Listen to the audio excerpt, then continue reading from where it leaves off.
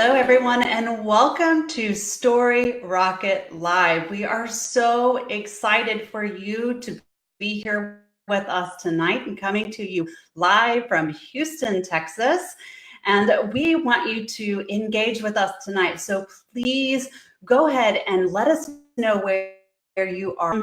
We want to be able to interact with you tonight. My name is Danielle Van. I'm an author, an 18 times award-winning author. I have worked in publishing as well as in television and was a journalist. And so I know the struggles that you have as you are writing. If you are new to Storyrocket, we want to let you know what our community is all about.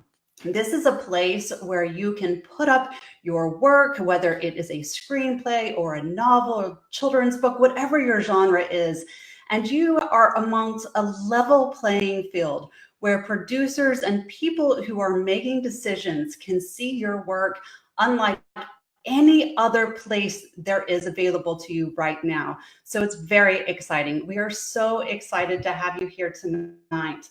And if you're new to us, also know that we start every show with a quote. And tonight's theme is success.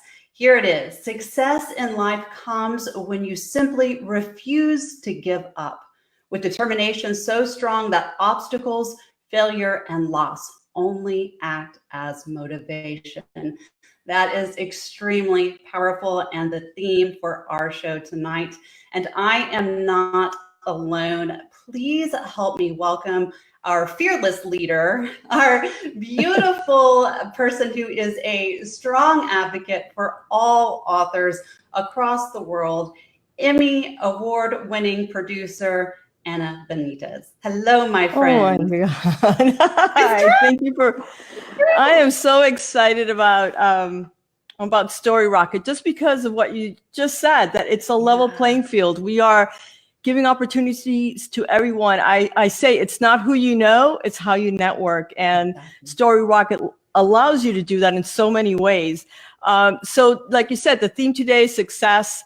There's a guy that I love so much too. His name is Tony Robbins. I'm sure most of you guys have heard of him. And he says, the path to success is to take massive, determined action. And I think that's kind of what sets our guest today apart. He's willing to take that extra step and really take massive, determined action to win. And he is winning in so many levels. So tell me a little bit. I think, Danielle, you were writing something about success actually yesterday? Yes. The last few days, we've been kind of talking about what I'm doing right now, which is a self-help novel, really encouraging people to tell their own story. And as we started talking about what we were going to be doing, we talked about what I was writing, which is success is a byproduct of determination. So if you show up, success is going to happen. So that's where we are tonight, right? Wow. Yes. So much success. So with that said, do you think we should go ahead and show a few pictures of the people who have been so successful and are tied to the Storyrocket community? So how about that? I love it just because, again, that is the purpose, is community. And so I love that you show these every single week. Yeah. So the first person up is a gentleman called J.V. Hart. And those of you that are film fanatics probably have heard his name. You might have not, because screenwriters sometimes don't take that fame, but he is legendary. And he's just amazing. He's a Storyrocket friend. We were together just a few weeks ago in New York City, Upper East Side. He actually said, let's meet at this bar. It's an old bar. I felt kind of like that Cheers vibe. And it had the most, it had the most amazing key lime pie. I go from Florida to New York to eat amazing key lime pie. To have key lime pie. Yes. So James Hart, he has written so many adaptations of like literary classics. So Hooks, Bram Stoker's Dracula, Muppet Treasure Island. Then he also wrote Contact, Tomb Raiders. I mean, just an incredible, and he's worked with everybody. I think we were just talking before we went on air. Francis Ford Coppola, Who else? Steven Spielberg. I mean, you've named him. He's worked with all of them. I want to know, because I've gotten some questions from some of our members, like they are interested in taking their novel to script, so adapting their novel into a script. So has any of you that are with us tonight thought of taking their novel to script? Yeah, please, if you have, or you want to ask questions about that, please make sure that you are putting your information in the live comments, because again, we are going to be taking your questions live. So let us see that too. And our wonderful Bianca is going to put that up for us as well. Yes. So I want to hear from you.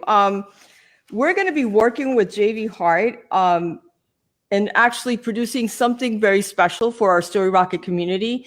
And it's for those people who have told me, Anna, I'm really interested in taking my book to script, but I don't know how, or I don't know what the best way. And I think that learning from someone that's had such a huge, massive success in Hollywood, so learning straight from him, from that, you know, that special person, I think makes all the difference. So we're working currently with him and developing a special program for the writers on Storyrocket. So hopefully some of you guys would be interested in that.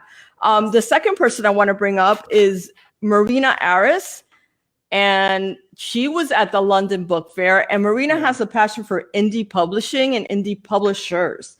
And so she was at the she's with the Brooklyn Writers Project. She was at the London Book Fair, and she was meeting with authors, and also she gave a seminar last Saturday on indie publishing. And these pictures are so cute, because one of them says, I love indie because I have an opportunity to publish not only my own books, but the work of other writers. Yeah. And then she's also has a different one that she says, I love indie because I'm responsible for my own success. And I love that. And I know a lot of our members are indie writers, and might be thinking of making this a full-time career as an indie publisher. So I love that. And next she's so photo. Smart too, right? You and I spent some time with her in Dallas, and she really is such a smart person, and definitely someone, if you go on and take a look at her platform, somebody you can learn something from. Yes, and she's bringing a seminar also soon, and we'll let you guys know about that.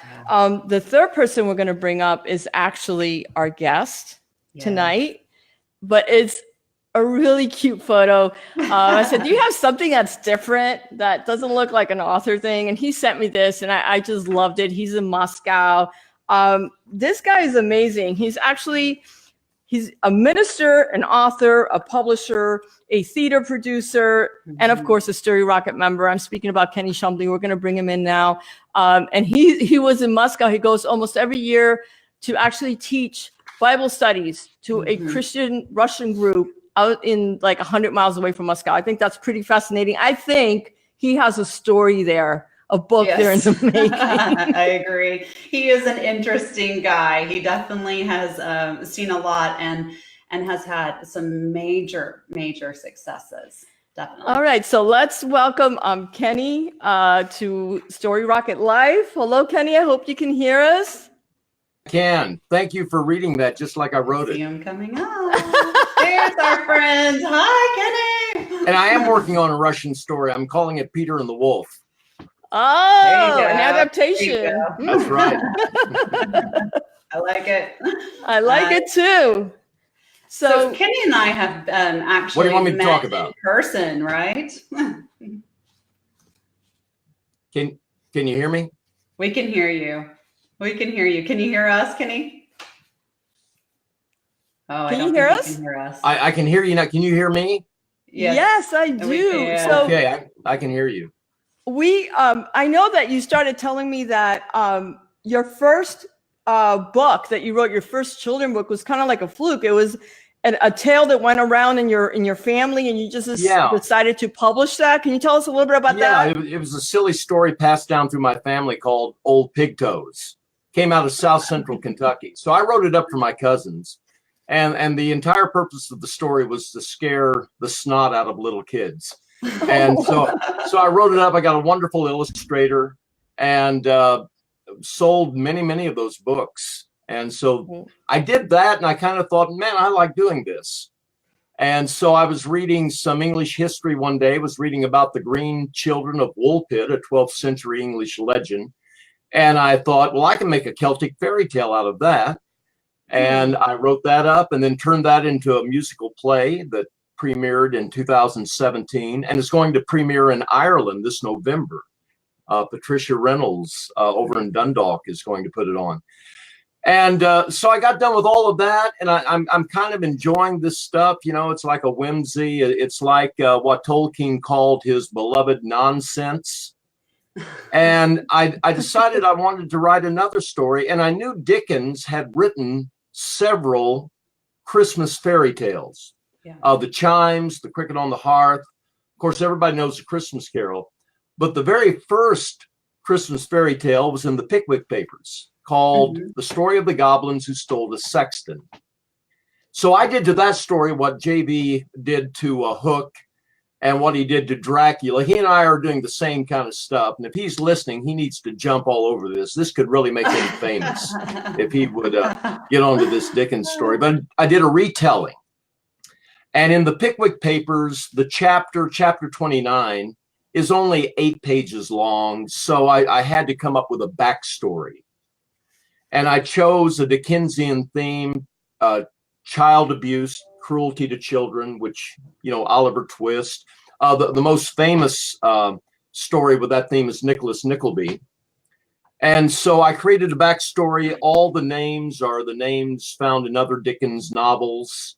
And when I would write something, when I would create something, invent something of my own, I would make sure Dickens used the words, phrases that I was using, and tried to keep the tone throughout, just like Charles Dickens would have done it. And what I've learned since is that, and this comes from the director of the Dickens, one of the directors of the Dickens Fair out in San Francisco, maybe the largest Dickens festival in the world. They do it every December at the Cow Palace. He said nobody's ever done this story. It's like there's been this Dickens story that's been buried for 200 years, and I stumble onto it. And essentially, this was the model for A Christmas Carol, the story of the goblins who stole the sexton. Before Ebenezer Scrooge, there was Gabriel Grubb. Before the Ghost, there were goblins. Both stories take place on Christmas Eve. Both involve the redemption of a mean old guy. So, yeah, I've done a retelling, and retellings are really popular. You know, the story of the man who invented Christmas, Mary Poppins Returns, Christopher Robin, which came out last December. So, and there's a huge Dickens fan base around the world. Dickens is still very big with a lot of people. So I've had a lot of, and you've had a lot of success in doing this, haven't I'm you? really glad I came across Storyrocket and you, because if anything really comes of this, I think you guys are going to have a large part in that. Oh my God. Like I said, I'll take popcorn with butter. And I'm going with her. She asked me to say a lot date. more than that, and I can about her and Storyrocket, but well, I want to know, because you kind of you gave us a story of the things that you have done, but you failed to say that you actually won a very impressive award. Yes. I think we have a picture of that. It's up there. So yeah, here you are. Danielle was there that night. She and I received awards at the 2017 Literary Classics banquet. The Green Children, which was my second story based on the legend of the Green Children of Woolpit, was the Enchanted Page Award winner. I co-authored that with my dear friend Jim McGuigan, and the Enchanted Page is for the best children's storybook of the year. So I got that award, and that's a picture. The lady to my right, Nadia Rubinsky, was the illustrator of that. She's a Russian who lives outside of London now, and did wonderful watercolor illustrations in the book. And what Kenny's not telling you. So, can you still hear me? I can hear Yes. you. What Okay, he's not okay, I wasn't telling sure. you is You kind of that, fell asleep on me there for a minute, so I don't think wanted to you make can sure hear that I was still coming through. That's funny. And then, wait. should I talk about what I learned yesterday about the goblins and the gravedigger? Well, we're going to get into your pitch package in a few moments. So as I walk through it, you can like interject. I think, Danielle, I think you had some questions, right? Well, I don't know that Kenny can hear me actually. I But what I can't was hear gonna, Danielle. yeah, he can't hear me. What I was gonna Oh. say is just a little brag real quick on him is You're the gonna fact have that you're he's gonna have to not relay the telling questions to you. me from Danielle. Well, Danielle wanted to do a little brag on you, so we'll let her say Yeah. it because people can hear Yeah. her. So go ahead, Danielle. Okay. Yeah, what I was going to say is that Kenny's not really telling you the full story about what he really won at Literary Classics. So he had to have won a gold medal in his category in order to win that more advanced award. So that was a 2-win for his book. So he really deserves a lot of praise for that. And I believe that we have another award to really even talk about. And if you want to talk about that. Yes. So she Yeah. was talking, Kenny, about your green children, how you had to win first a gold award in order to win the Oh, overall award. And so she Yeah, said that right. you really have more kudos for that, and you're kind of humble in that, and you're kind of keeping humble with all your accolades. But the other thing too is you went ahead and you actually produced that book into a play. You briefly talked about Oh, that, yeah. and that is a huge undertaking, especially Yeah. for someone that is not a producer. You I- weren't taught to be a producer, so Never did anything like that in my life. But so I mean, we're seeing your curtain call. yeah, that was curtain call at one of our performances, and there are people in that picture you're looking at right now who are going to be huge in the music theatrical world. Just had an incredible cast of people there. Some of them were in the University of Illinois music program. Some had graduated, had doctorates, masters from the University of Illinois music program. Incredible singers, incredible actors. Some of the young actresses, Kennedy, Arjun, some of the others, they're just tremendously talented people. And one of the things I wanted to do in that play was to showcase Celtic melodies. There were 12 songs. All of the melodies were traditional Celtic melodies that I wrote lyrics to. And so we had this wonderful Irish, Welsh, English tunes that were the songs in the play. And it was just great. That's amazing. So wait a second. You're also now a musician. You're writing music. I write lyrics. I'm not a poet, but I'm a rhymer. You're a rhymer. I like that. I like that. I wrote the lyrics. Vicky Mahaffey wrote the lyrics for one of the songs, and no, it was great.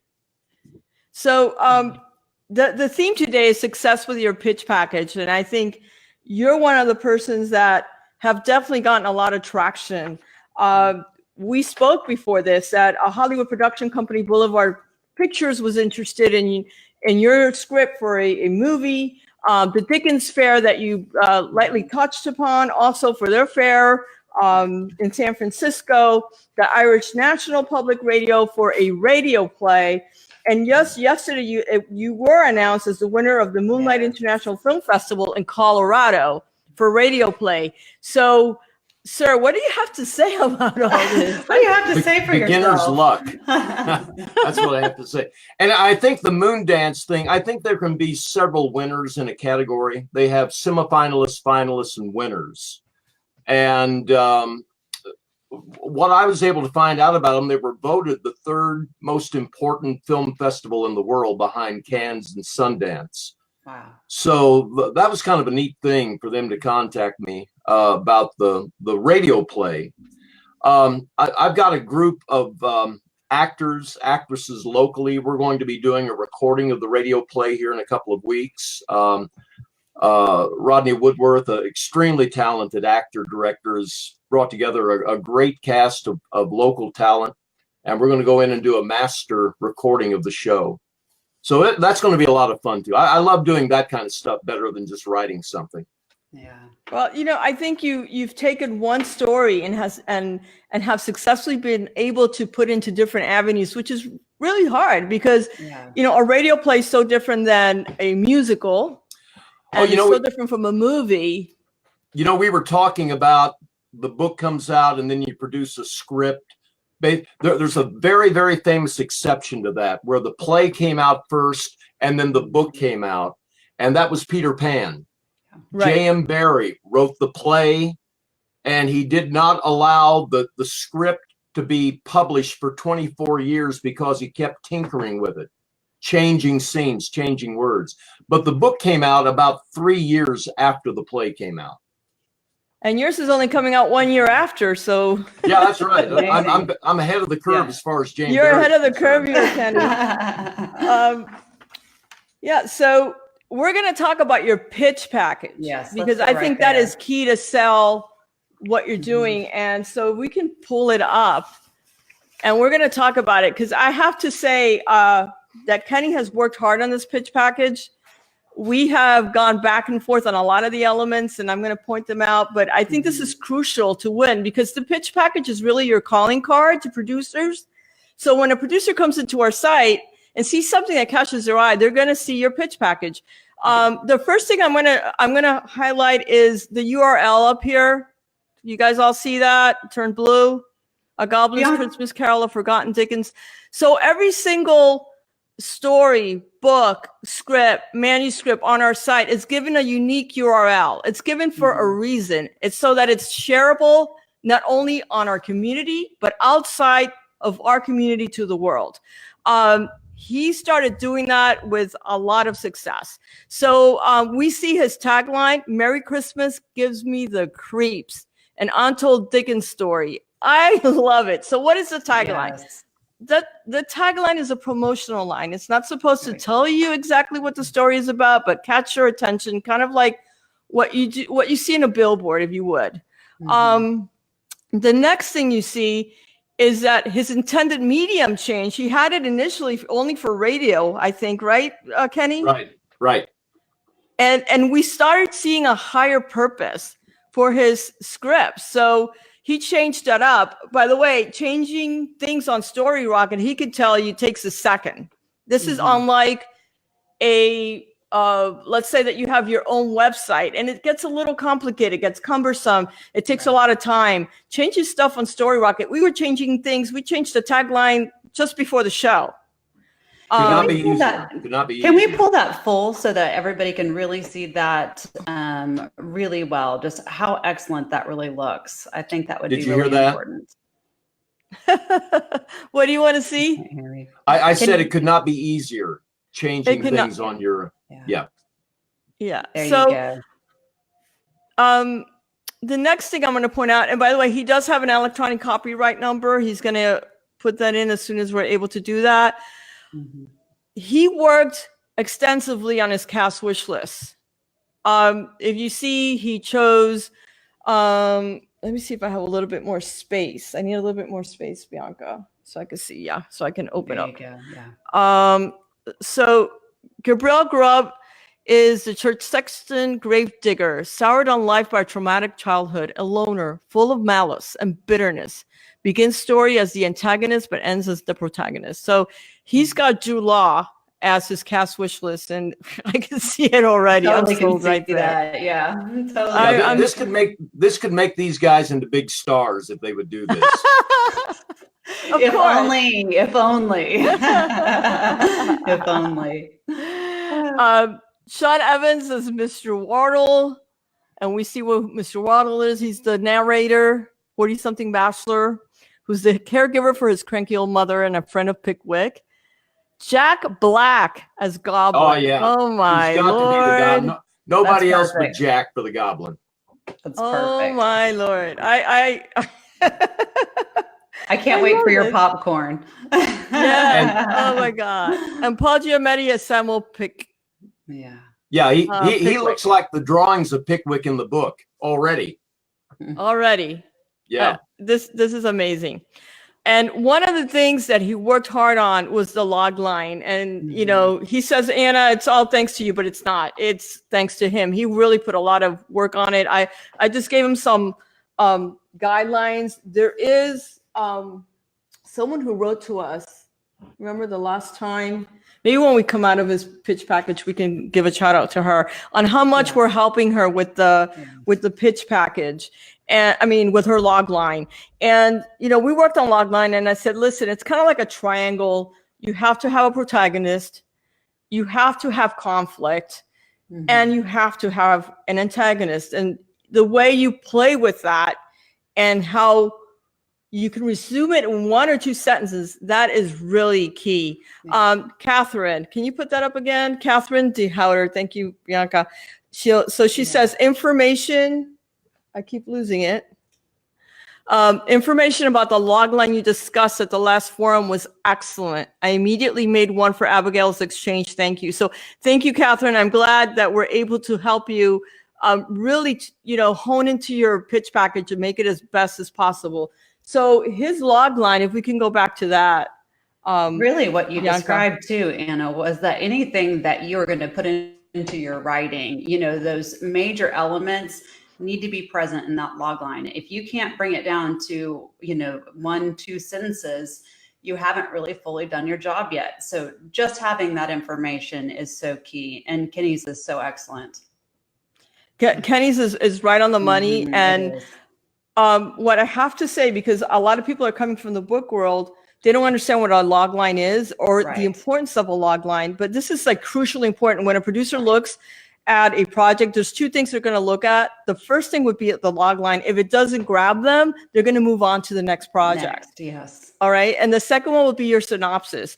On the visual side, and everybody has to remember that producers are visual, the poster is important. Yes. So, but let's look at the log line.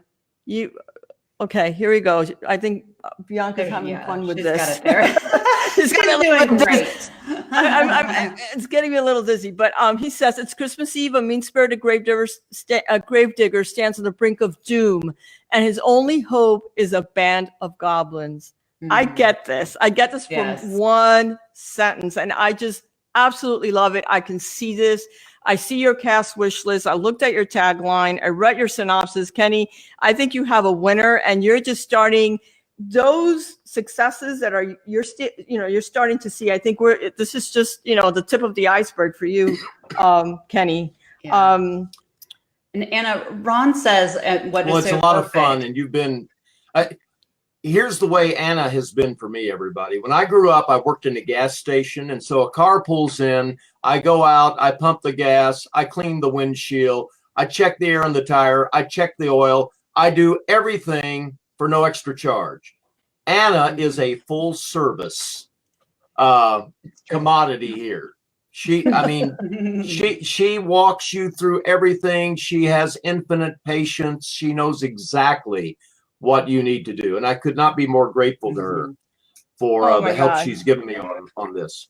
Kenny, you're so welcome. We are here to make sure that everyone on our platform succeeds. And, when they reach out to us, we make sure that we make time for them, and that, we do just like we did with you, sit down with them, help them out, help them see the full potential of their project. So we have a question, I think you wanted to say. Oh, I just wanted to, there we are. What path did you take to get your project? Okay, what I did, I got online, I found list of agents, studios, producers. I purchased Hollywood Rolodex on Kindle, which is probably the best resource I've had for contacting people.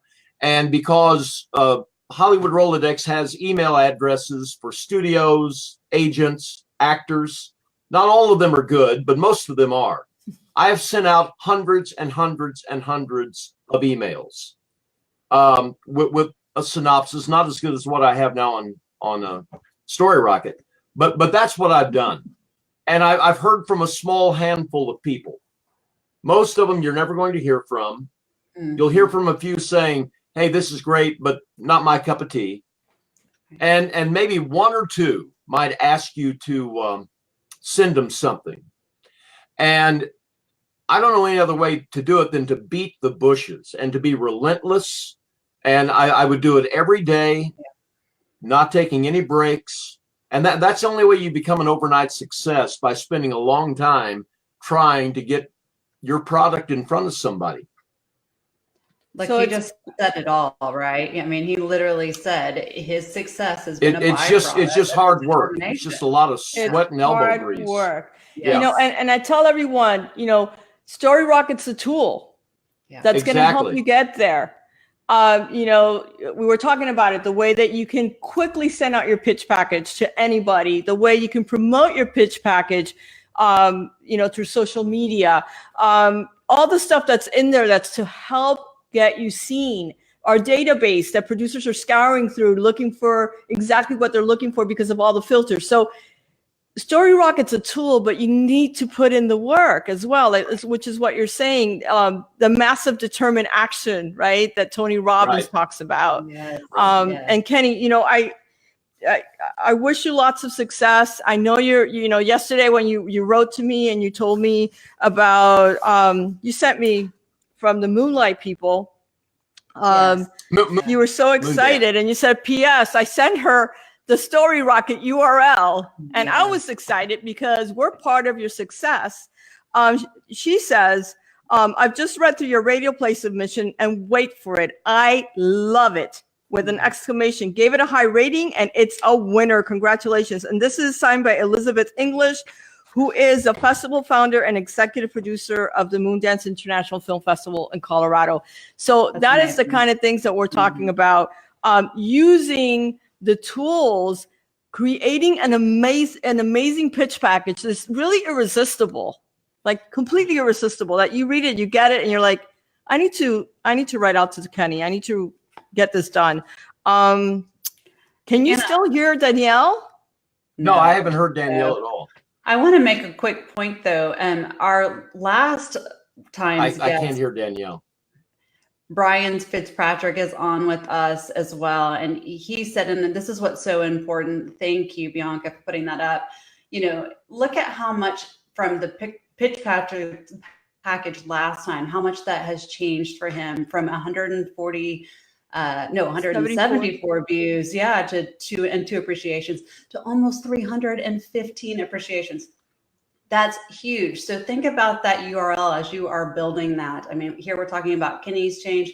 Here's Brian's. Really, that is so amazing, and why it's so important to be making sure that you have got those packages and those individual platforms perfect, spot on. And I see Brian online. He says, Kenny is right. Persistent is key. And I want to say, Brian, thank you. He's actually going to be out there in LA since he lives in LA with the Omni Film Festival. He's going to actually be supporting us there. Oh, I can't wait for that, Brian, to see you there as well. You guys are all winners. I'm just so proud. Shall we have him pitch? Are you ready to pitch, my friend? That's what Danielle is saying. Should we help you pitch? I can pitch. I usually play third base, but I can pitch if necessary. He can totally do it. So Kenny, before you start, I'm going to explain that it's a 10-point score that Danielle and I give you. It's based on the quality of your concept, which is your story, whether we feel that this is something that the industry can use, whether this is something that's got merit, you know, do we see it at a certain media, all of that. The other 5 is based on your pitch, how you sell it, your enthusiasm, how well do you know your story, how well can you sell it. So we're going to count you down. I'm sorry, Danielle, that you're not hearing, that he can't hear you. That's okay. That's okay. We've made it through. There's our timer. There we are. Rock so tell me when you, my friend. Do I start? No, we're gonna tell you. So Danielle, okay. Yes, ma'am. We're gonna say ready, set, pitch. Hello, everybody. You know, it's hard to get through December without Dickens. And for most people, A Christmas Carol has become a holiday fixture, a holiday tradition. But I've got a story here that was the proto A Christmas Carol. Before Ebenezer Scrooge, there was Gabriel Grubb. Before the Ghost, there were the Goblins. I've got a story that takes place on Christmas Eve that involves the redemption of a surly old man. And my story, written by Dickens, became the model for A Christmas Carol. And so I've got a Dickens alternative every December to A Christmas Carol, which has all of the warmth and richness and joy of A Christmas Carol. You know what makes a great book is when it highlights hope and love and redemption and forgiveness. And The Goblins and a Grave Digger does that very thing. The story is found in the Pickwick Papers, chapter 29.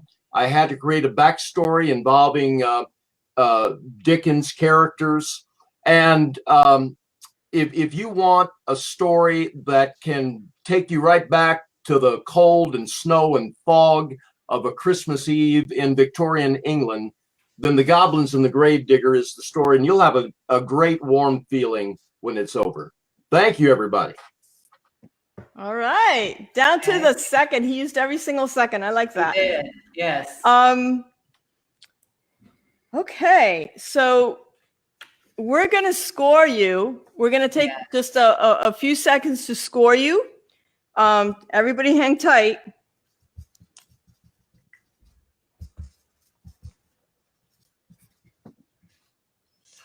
Oh boy. Okay.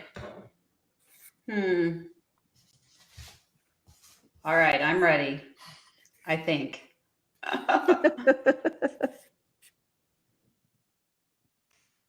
Okay, Danielle, you go first. Well, he can't hear me, so I could say, you know, you got a 0 and he wouldn't even know. No. Show us. I have an 8 right now, a 5 on the concept because I think it's absolutely brilliant, but a 3 on the pitch because I don't really know who the characters are. I don't know enough about the story itself. I know the background story, but I needed to know more about the actual story. So he got an 8 from me. But all great right. job. Yeah. So Danielle says she gave you an 8. She wanted to know more about the characters. She felt that you didn't talk enough about the characters. And so I'll tell you what I gave you and what I thought as well. I gave you a 9. So 5 for concept. Your concept, I think, can become the next Christmas classic.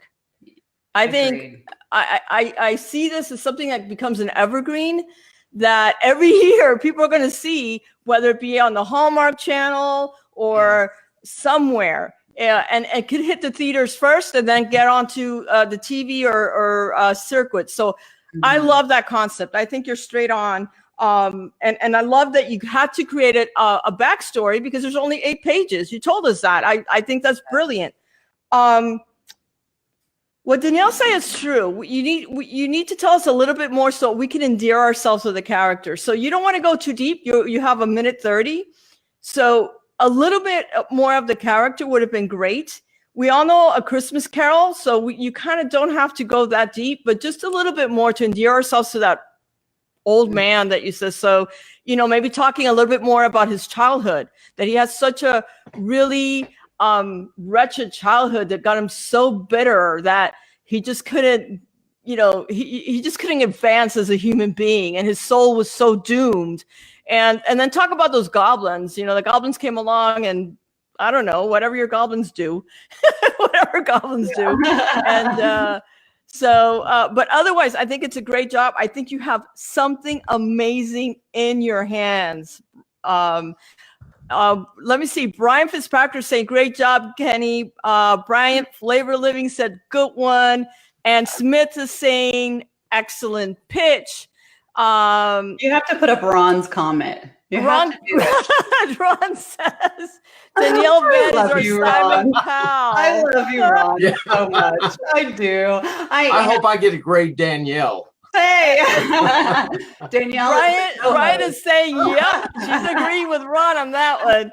So this has really been a lot of fun. Really, more than anything, it's. I hope we're all learning. This is all fun and games at the end of the day. But if we could take a gem with us, you know, any writers are seeing us, any producer that's seeing this, and that's looking at Kenny's pitch and says, you know what, I want to talk to this gentleman right out of the show, kind of like that person that received your URL from Storyrocket and says you're a winner. I mean, that's what this is about, giving you exposure and showing a great project. And, you know, you have a lot of courage to come on here. I know you're not an on-camera person, just like Bryant wasn't last week, and just like Deborah Bluestein wasn't, but you guys have been great to have. Our next show. Our next show. It's coming soon. you April 4th, and we are going to bring you a time very soon. In fact, you guys, why don't you let us know? Is it better for you in the evening or is it better in the afternoon? We kind of are testing that and feeling that out.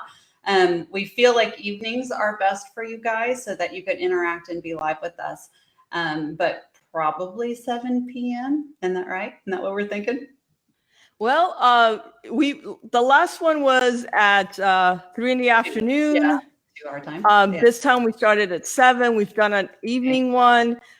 We know it depends on if we're hitting also international members, and those that are abroad, they prefer the early time because they're 5 and 6 hours ahead of us. But let us know your preference. We're here really to help you. That's why we're here. And let's see. Right. Oh, so Ann Smith says, long line show, please. What does that mean? Ann, can you? No, the log line. She wants a log line show. Do you want us to show it again? Do you want us to show his log line again?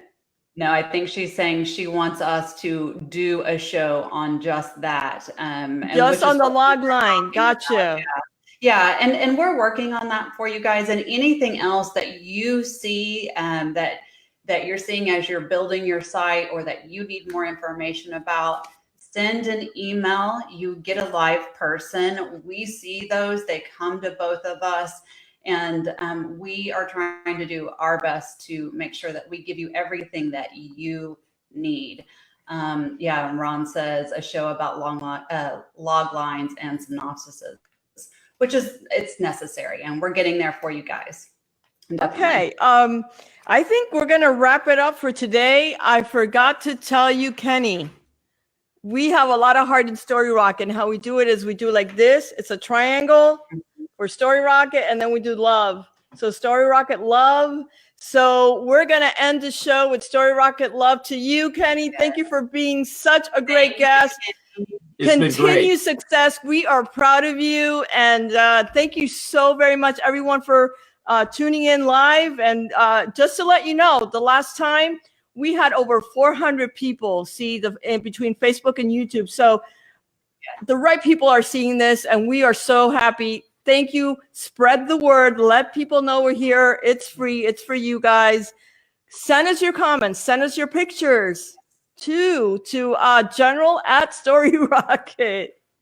Thank you, Ann, for the love. That's cool. You two are awesome. But can we mention really quickly before we completely log off is if you are interested in joining us live, also send us an email and let us know, because we want to make sure that we are getting everyone who wants the same opportunity as Kenny had tonight.